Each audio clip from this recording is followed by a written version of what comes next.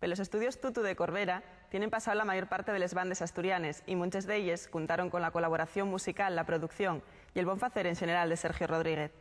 Como cierre del año, el músico que iba a participar en el proyecto Sonkai System editó el disco Tutu Estudio 07, del que reelaboró en clave electrónica de algunas de las piezas más tradicionales de la música asturiana. Pues el disco es bastante, bueno, es un disco coral de todas, y hay 13 colaboradores. Generalmente, bueno, el 90% son colaboradores habituales o usuarios del estudio, y pues la mayoría de las colaboraciones pues fueron accidentales, gente que pasaba por aquí, que yo engañaba con todo el morro, entonces grababan sus cosas y yo decía, espera 5 minutos más que vas a grabar una cocina. Y nada, pues son colaboradores de, yo creo que bastante nivel, no, yo creo no, o sea, evidentemente muchísimo nivel aquí en el ámbito folk, desde José Manuel Tejedor a Diego Pangua, Rubén Bada, Borja Baragaño, Xosé Ambás, impepinable, y no sabría, no sé si me acordaría de todos, pero bueno, desde, ya te digo, desde las primeras espadas del mundo folk hasta la abuela de Ambás, que es una señora de 90 años.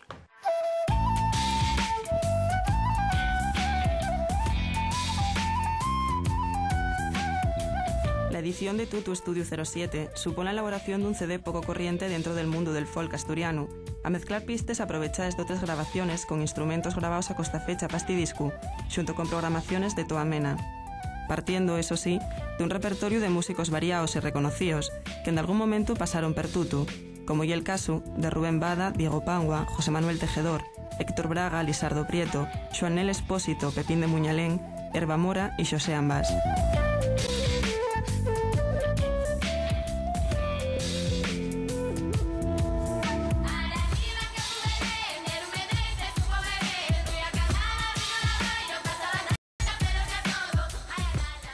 Yo creo que en otros países de raíz celta, pues yo creo que nos lleva un pelín de ventaja, ¿no? Por lo menos en la normalización de la fusión de la música tradicional con otras tendencias.